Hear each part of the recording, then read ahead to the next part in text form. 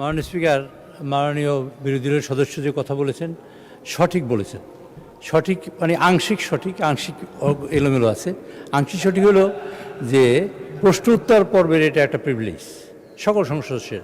কিন্তু মাননীয় স্পিকার, আপনি জানেন আমাদের মাননীয় বিরোধী দলীয় নেতা তিনি প্রপোজ করেছেন যে আমরা যেন 50 ঘন্টা আলোচনা করি রাষ্ট্রপতির ভাষণের পরে। তা এখন আপনি শুনতে পান না, আমার কথা শুনতে পাচ্ছেন নাকি মাননীয়? তো 50 ঘন্টা আলোচনা করলে 50 ঘন্টা আলোচনা করার মধ্যে এ যাবৎ আমাদের সব মিলিয়ে 12 ঘন্টা আলোচনা হয়েছে।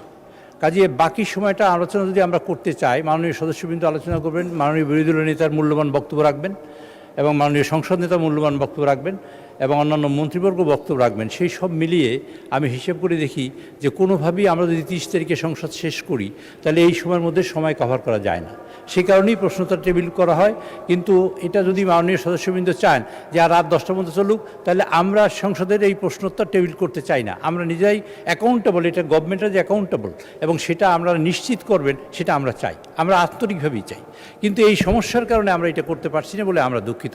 যদি বলেন আপনার মাননীয় সদস্যবৃন্দ একমত হয় যে আমরা রাত 10টা পর্যন্ত চালাবো, তাহলে আমরা 2 ঘন্টা সময় পেলে এখানে আমাদের ভাইজান আমার কথা বলার সুযোগ দেন ভাই।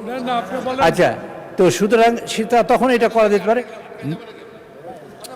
Please allow Chief Whip to talk.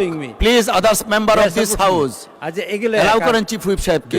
মাননীয় স্পিকার, এই ধানমন্তে শিবের গীত মাননীয় সদস্য আর একটা বিষয় উত্থাপন করেছেন।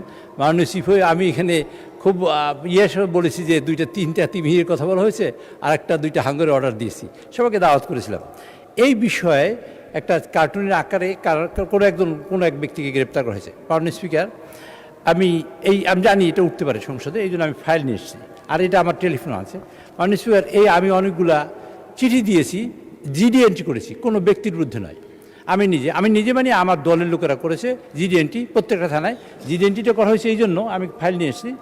জিডি এন্ট্রিটা হয়েছে 1/12-তে আর 17/12 এবং 20/12-2025 জিডি এন্ট্রির টাইম এখানে আছে, এটা ফেসবুকে আছে। আমার ফেসবুকে লিখে দিয়েছি এই তারিখে আমার বিরুদ্ধে এবং আমার দলের বিরুদ্ধে, আমাদের নেতাদের বিরুদ্ধে অসংখ্য কুৎসা রটনা হয়েছে, মিথ্যা এবং বিভ্রান্তিমূলক, অসম্মানমূলক, অসৌজন্যমূলক এবং কুরুচিপূর্ণ এবং অনেক কথা বলা হয়েছে।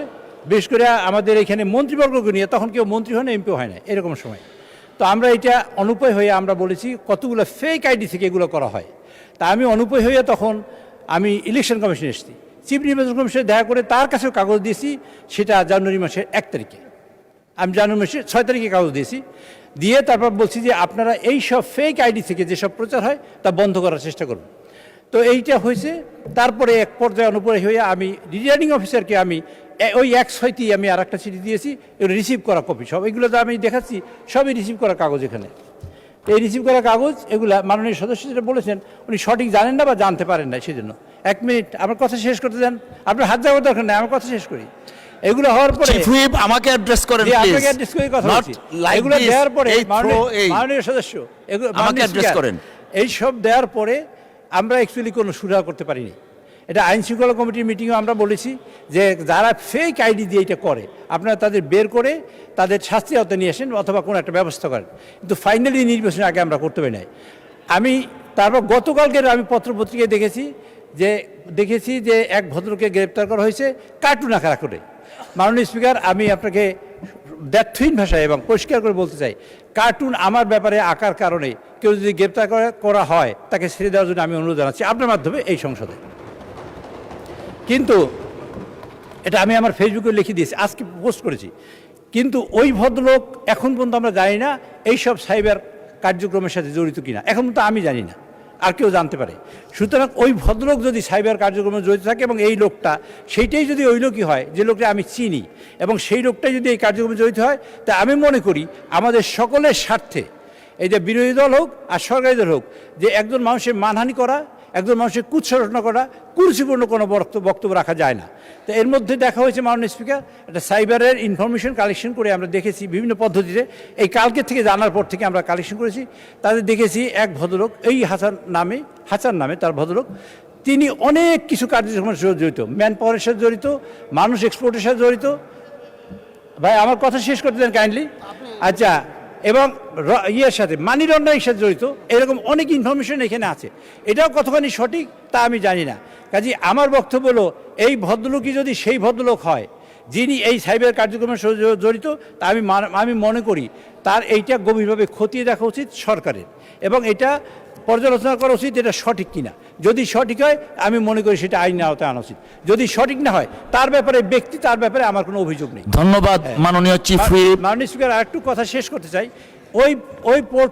ওই ফেক আইডিগুলোর থেকে মাননীয় প্রধানমন্ত্রী মানে সহধর্মিণী, তার কন্যা, মাননীয় চিফ হুইপ, আমাদের তো নামাজের সময় হয়ে গেছে, একটু বসেন। আমি শেষ হয়েছে তো, এই সকলের মধ্যে কুরুচিপূর্ণ কথা হয়েছে।